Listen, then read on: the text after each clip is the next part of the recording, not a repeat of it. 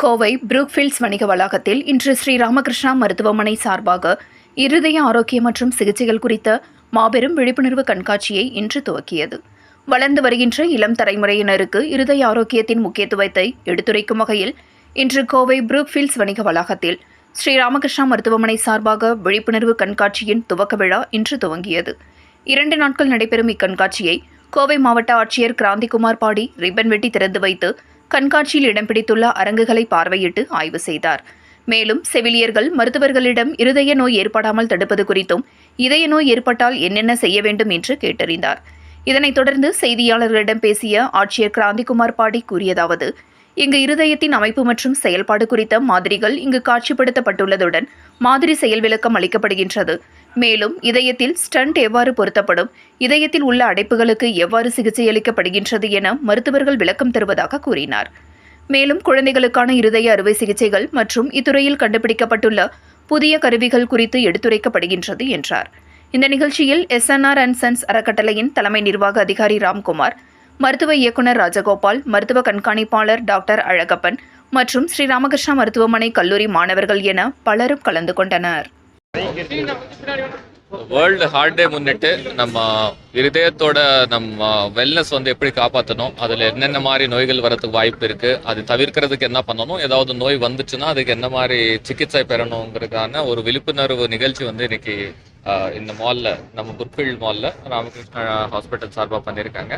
இது ரொம்ப வரவேற்கத்தக்க விஷயம். மக்கள் அதிகமாக நடமாட்டம் இருக்கிற ஒரு மாலில் இந்த மாதிரி விழிப்புணர்வு நிகழ்ச்சி விட்டால் பல்வேறு மக்கள்கிட்ட கொண்டு போய் சேர்க்க முடியும். நம்ம ஹார்ட் ஹெல்த்னு பார்த்தோம்னா முதல்ல ப்ரிவென்ஷன், நம்ம ஹெல்தி லைஃப் ஸ்டைல் வச்சுட்டு தொடர்ந்து ஃபிட்னஸ் மெயின்டைன் பண்ணாலே நம்ம நிறைய டிசீசஸ் தவிர்க்கலாம்.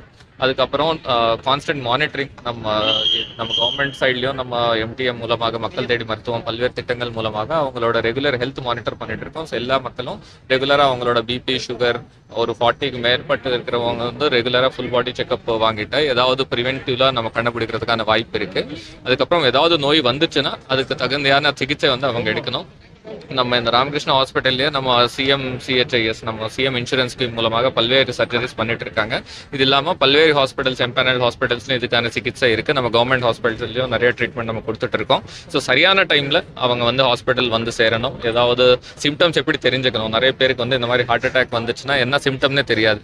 அது டைமுக்கு அவங்க வரலைன்னா அந்த பிளட் சப்ளை நம்ம பிரெயினுக்கு போகாது இருக்கும்போது அது சீரியஸான இம்ப்ளிகேஷன்ஸ் அதுக்கு இருக்கும். அதனால சிம்டம்ஸ் தெரிஞ்சுக்கிட்டு உடனே ஹாஸ்பிட்டல் கொண்டு போய் சேரணும். இன்னொரு இம்பார்ட்டன்ட் விஷயம் ஃபர்ஸ்ட் எய்ட்.